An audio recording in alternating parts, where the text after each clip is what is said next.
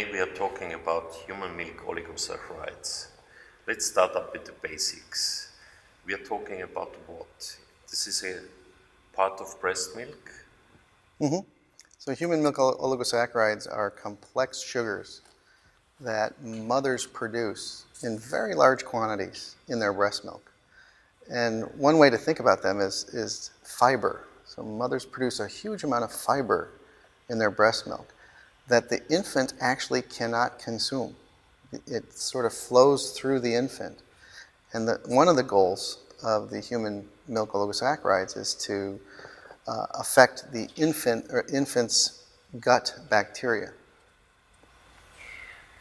You're saying they are not absorbed, not at all, or partially absorbed? The gut does not process them, so they're not absorbed. They might make it into the bloodstream. They've actually been found throughout the urine and the blood, but it is more, it's not absorbed as a nutrient in that fashion. Yeah. So can you see these oligosaccharides as a unit which acts without helpers, like enzymes which are in breast milk, or are they embedded in a system in breast milk which we hopefully will understand quite few in the future? You know, that's a complex question. There's many different functions for almost every molecule in human milk, and human milk oligosaccharides are no different.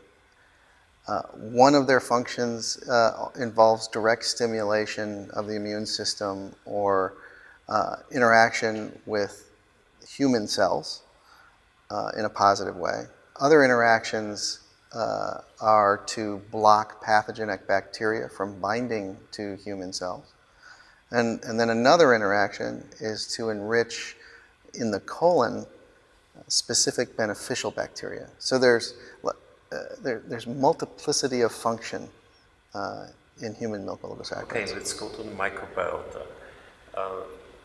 The HMOs influence the microbiota. How? So like fiber does, they make it all the way down to the colon undigested. And in the colon, there's a subset of bacteria that typically are enriched there that can actually process those complex sugars and use them for food.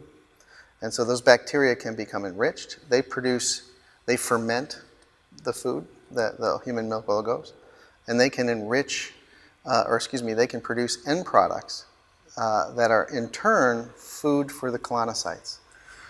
That's in the adult. And how about the baby during the first day of life? They have a gut which has different microbiota. Is it the same? Or? Yeah, it's a very good question. That when we're born, we are somewhat sterile, if that's a way of describing it. And our intestinal tract becomes colonized by many different mechanisms. By the fact that we're close to our mother, so we share some of her microbes. Of course, we drink breast milk, so the microbes in the milk will colonize. And in a sense, milk farms the microbiota in the child, and it helps raise the right microbes and helps prevent the wrong microbes. So if HMO raise the right microbiota, what is the function then in the body? Does it improve certain immune functions, or what is it doing? So it's doing a couple of different things. One is it's helping enrich a specific population of bacteria. Bifidobacteria is commonly found in breastfed infants. And there's several mechanisms by which that could be helpful. First and foremost, bifidobacteria produce end products of fermentation, acetate and lactate, and that is well known to, one, lower the pH of the colon, which makes it harder for other pathogens, for instance, to grow in that same environment. It's also consuming the only food that's available in that environment. So by consuming the only food, other organisms have trouble gaining access to that niche if all the food is consumed. Also, the short-chain fatty acids produced, the acetate and the lactate that's produced, are well known to stimulate the immune system in a positive way. They're well known to improve barrier function of the colon in a positive way. And so having a strong fermentation occurring in the colon has been associated with a healthier infant. and has been for 100 years. There are caveats, for sure. We're talking about the term infant at the present moment. How about the preterm infant, the very low birth weight infant, extremely low birth weight infant? What would be your reaction if I ask you, Well, certainly in infants where the traditional colonization of the GI tract has been disrupted, and that might be in premature infants, or it might be in infants that receive antibiotics often early on, or it might be in a variety of situations where the gut microbiota has been changed dramatically. You're going to see an assemblage to try to consume the human milk oligosaccharides if organisms are present that can actually do it. There might be no organisms present, and the human milk oligosaccharides will literally just flush right out of the baby. Other organisms can consume human milk oligosaccharides besides bifidobacteria, but the mechanism of that consumption can leave residual sugars behind, residual food behind. And who comes up to eat that residual food may be okay or may not be so okay. And so in premature infants or in other situations where the infant might be dysbiotic, there is the chance that human milk oligosaccharides can actually cross-feed a population of bacteria that we'd rather not see there. That might, as a population, have some risk associated with it. So the high-risk population would be here premature infants first and foremost. Those who receive antibiotics. Antibiotics, absolutely. Those who are in ICUs. Yes. Where specific bugs might float around. Find their way in, yeah. Okay. Or pathogen-rich environments in different parts of the world. Yeah. I understand. Now, if HMOs are an interesting topic, there is more and more coming up in the literature, and industry might think about putting HMOs, if they can produce them, into formula. What would be your criteria to establish safety of those formulas? I think this is a really good question, and one that needs a lot of thinking and additional science.